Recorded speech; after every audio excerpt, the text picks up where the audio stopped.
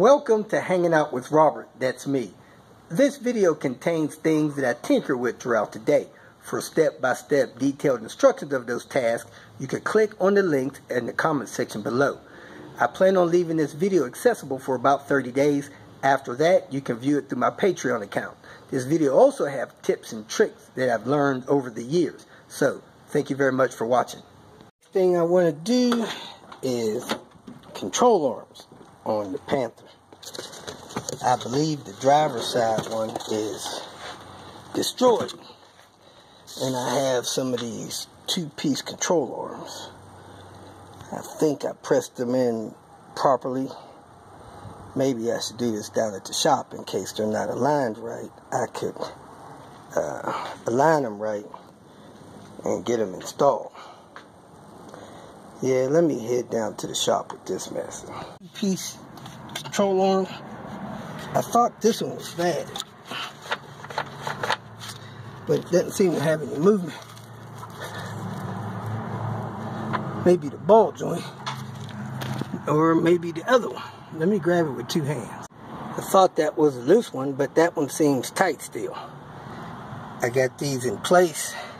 I'm gonna put the ball joint up and in place, and then I'm gonna load this because it needs to be jacked up. So let me get this in place and load it and tighten it. All done, and double check the torque on the wheel. So I have the two-piece control arms back on the Panther. Video, I'm going to be replacing the starter in this Trans Am GTA. It's on the passenger side. Better to go in from under the front of the car and get to it that way. You got a gang of wires hooked up here and a few wires there, and then it's got two bolts in the bottom of it. They look like they're about 14 millimeter. First thing I'm going to do is disconnect the ground on the battery that looks like somebody has stripped out, and then get down there, disconnect the wires off the starter, swap it out. It doesn't catch a lot of times when it's cold. I'm assuming it's a starter and not something with low battery power. Right inside the passenger wheel, you look up here, there's the back of the starter wires. Then you got two 14 millimeter bolts on the starter. You got one there and one on the other side of the pipe up there. So I would recommend taking these wires loose first. Don't get them mixed up because you'll have a mess on your hand. And looks like you got two on this big lug that I thought was 13, but it's 14 millimeter. I actually got a few on there. And then you got a little screw over there with some wires on that. So let me take this group of big wires off first and then get the little one. Okay, to get the starter out from the hole it was in, you had to take the exhaust loose from the... picture you got there? A photo? Oh. I'm just filming. You had to take the exhaust loose from both sides of the engine. The downpipe hooked into the tailpipe, two bolts on each side. The exhaust dropped about 6-8 inches. Let you get the starter out, put the other one in. I'm gonna hook up the battery and we're gonna see if it'll start. Hopefully this starter works.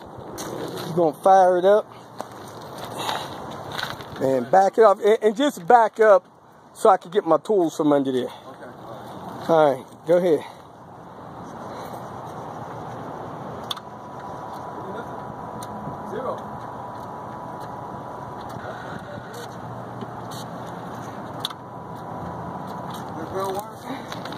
I only took one battery thing loose.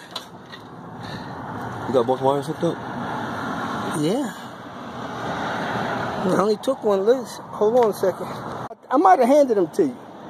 Alright, the new starter had two posts. I put it on the wrong post.